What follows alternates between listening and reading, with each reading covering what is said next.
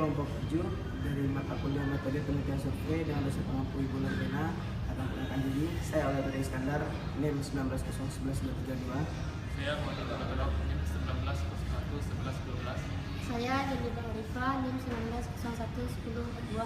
Saya Tasya Nabila Putri, NIM 19011316. Kami akan memberikan drama tentang pengolahan dan analisis data. Silakan menikmati. Ya, minggu depan kan kita ujian. Terus materinya tentang pengolahan data itu gimana sih maksudnya? Aku kurang paham, bisa jelasin nggak?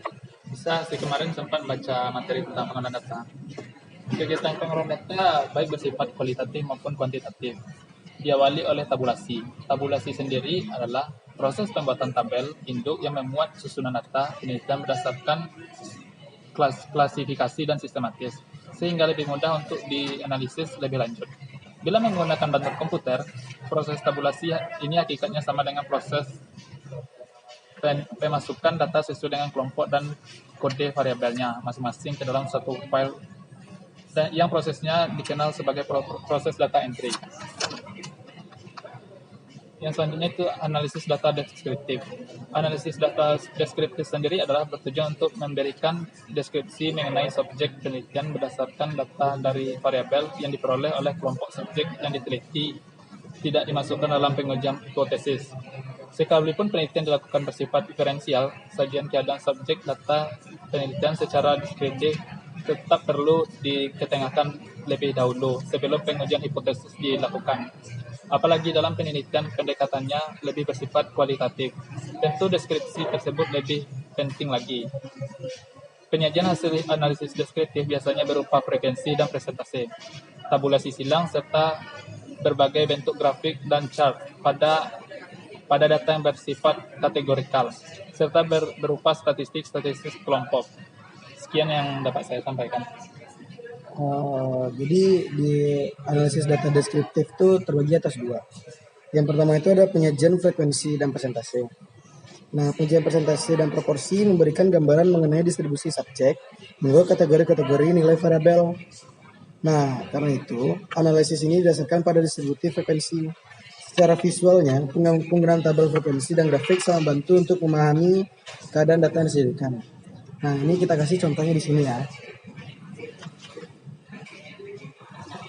Nah, dari penyajian hasil olahan data di atas tadi, dengan mudah kita akan memahami distribusi subjek menurut variabel yang bersangkutan baik dari angka frekuensi, persentase, dan persentase kumulatif yang tersaji maupun dari grafik perbandingannya secara visual. Nah, yang kedua, itu tuh ada statistik kelompok.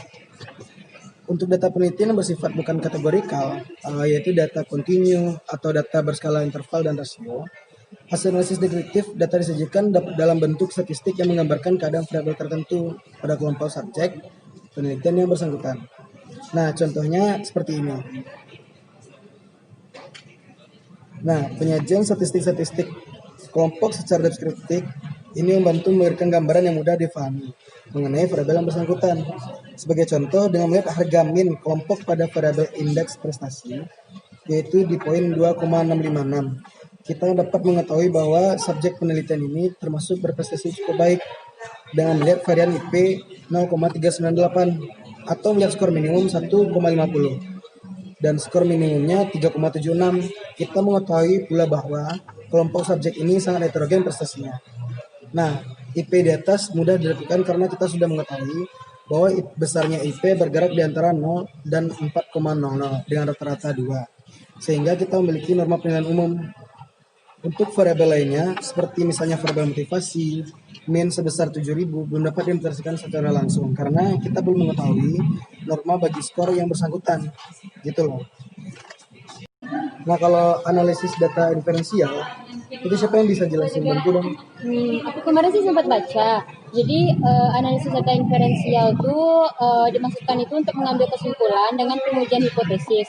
Nah, pada dasarnya hipotesis statistika yang diuji itu terbagi dalam dua macam, yaitu hipotesis tentang adanya hubungan beberapa variabel dan hipotesis tentang adanya perbedaan di antara beberapa kelompok subjek. Nah, jadi yang pertama itu ada analisis hubungan atau korelasi. Jadi, analisis inferensial itu dilakukan terhadap hipotesis penelitian yang telah dinyatakan dalam bentuk hipotesis nihil. Misalkan contohnya itu, bila dihipotesiskan bahwa semakin tinggi motivasi untuk berprestasi, maka akan semakin tinggi pula indeks prestasi.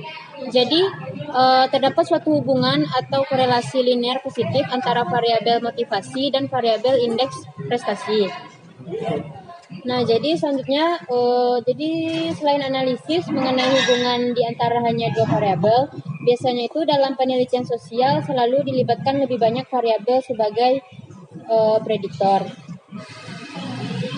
Itu sih yang aku paham tentang analisis inferensial. Selanjutnya materinya apa lagi? Analisis perbedaan kelompok. Jenibah yang berapa? Coba aja. Kalau analisis perbedaan kelompok itu analisis yang menguji harga mean atau rata-rata pada satu variabel berbeda pada kelompok yang satu dengan yang lainnya. Contohnya itu seperti hipotesis. Contohnya seperti hipotesiskan bahwa indeks prestasi mahasiswa yang merokok tidak sama dengan indeks prestasi mahasiswa bukan perokok. Hipotesis ini bila dinyatakan sebagai hipotesis nihil sebelum diuji dapat disimbolkan sebagai A0. Untuk menguji hipotesis tersebut dapat digunakan analisis t-test. Selanjutnya itu hipotesis mengenai perbedaan kelompok dapat melibatkan lebih daripada dua kelompok subjek.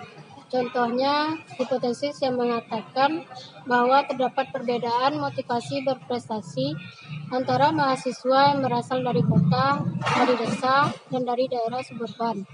Pengujian hipotesis seperti ini dilakukan melalui prosedur analisis varians. Apabila hasil analisis varians menunjukkan adanya perbedaan yang signifikan, baru kita melakukan uji lanjutan guna mengetahui pasangan kelompok mana yang sebetulnya berbeda. Oh gitu, makasih ya teman-teman. Semangat ya buat ujiannya minggu depan. Semoga hasilnya bagus. Ini telah kami tampilkan, semoga bermanfaat dan terima kasih.